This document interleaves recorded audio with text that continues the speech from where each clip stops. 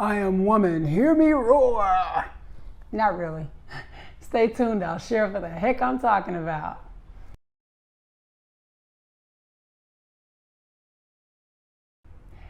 Hello, my loves, Kelly here, and welcome to another slice of my amazing world. So today I wanted to share with you guys, I said, I am woman, hear me roar. I wanted to share with you guys something that I've been told almost all of my life, and that is that I'm fearless. And when I wasn't fearless, I was reckless. When I wasn't reckless, I was a person that liked confrontation. And I was a person that was daring. All of these words that have been used to describe me by other people over the years of me getting to the age that I am now. So I got to thinking about that today, and I was like, why, and when it all boils down to it, my life has made a lot of people uncomfortable, and it's because I've lived it.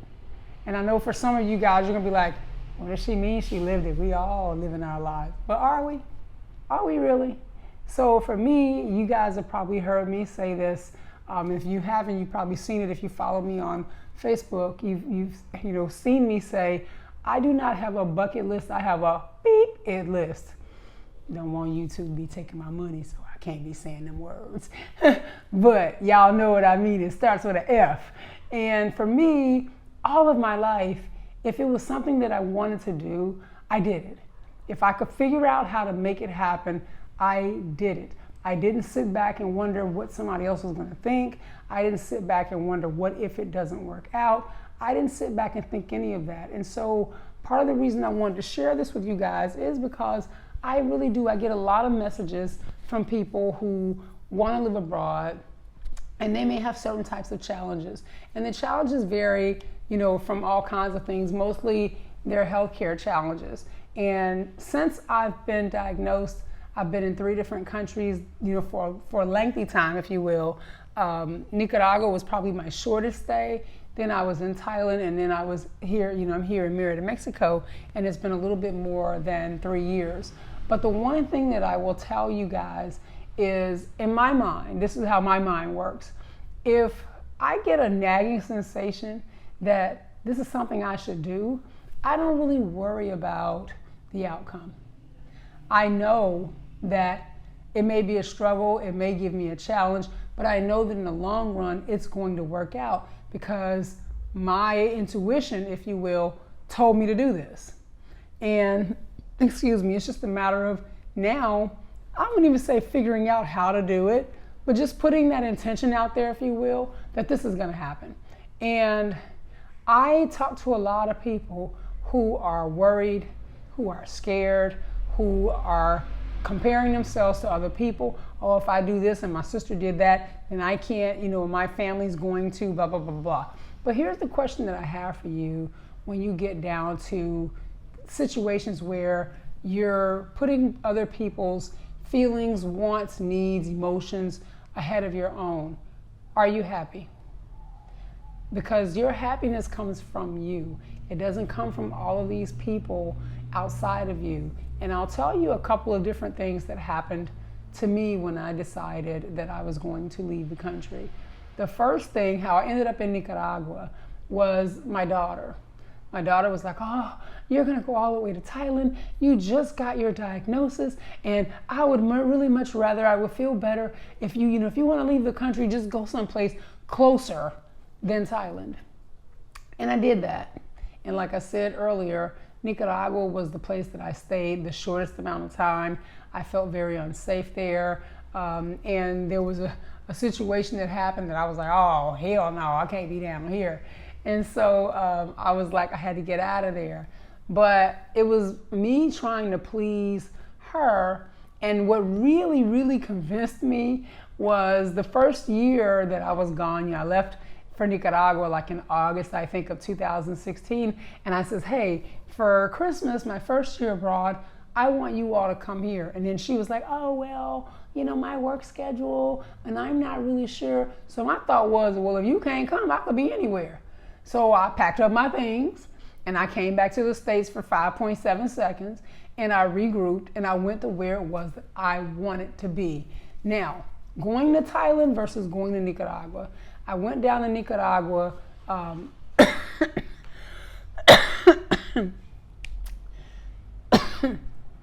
Excuse me.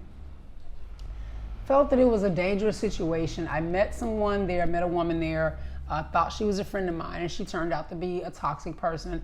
I'll put the information on that nonsense up here in the cards or in the description below.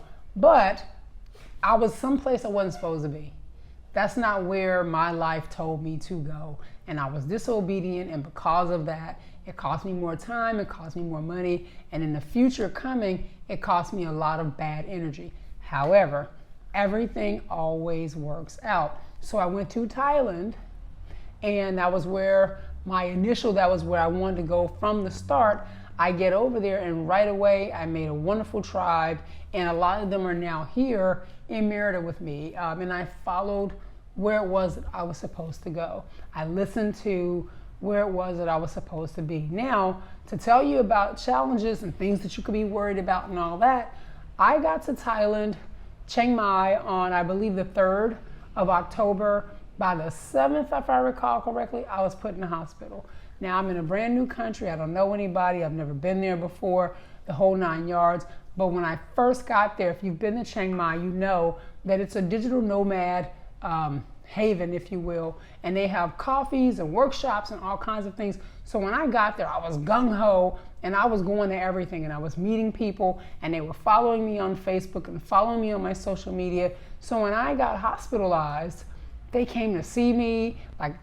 Every day I had a visitor. When I got out of the hospital, someone picked me up, and they took me and made sure I had groceries. They were checking on me. So right away, when I was where I was supposed to be, things lined up. But I just got in the hospital, and I'm in a foreign country and don't know what the process is. Like I could have what if'd that to daylights before I left the US, because, I knew what I would get in the US. I didn't know what I would get in Nicaragua or in Thailand.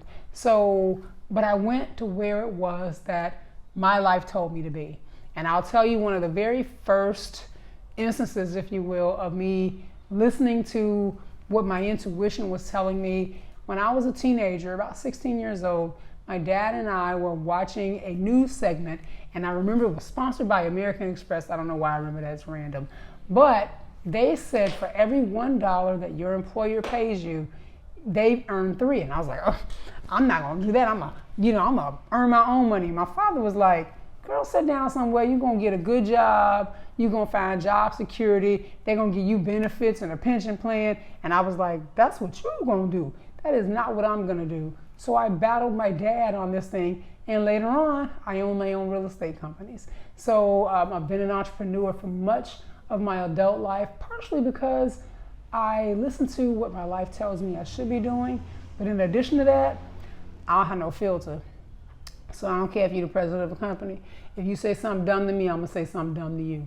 So you can probably guess how many times I've been fired.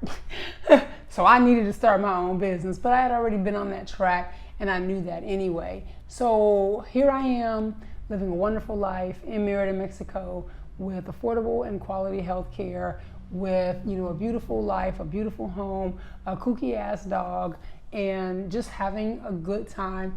And in spite of what is happening with my body, overall, I'm a joyful person. So here's my lesson out of this, or my message to you, if you will. Do what you need to do. You're not getting out of this alive. Whether you're healthy, whether you're sick, whatever it is, you're not getting out alive.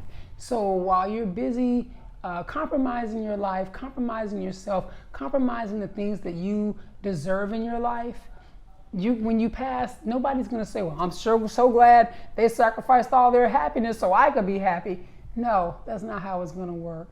So overcome your fears and know that if your intuition is telling you to do it, there's gonna be a way for it to work out. And I guess the last thing I'll say is I'll give you a little reminder. How many times has something like gone into crisis in your life And then when it worked out, you were like, huh, where did that come from? Like, I would have never in a million years thought that that would have happened the way that it did, and it ended the crisis. Well, that's because you were where you were supposed to be.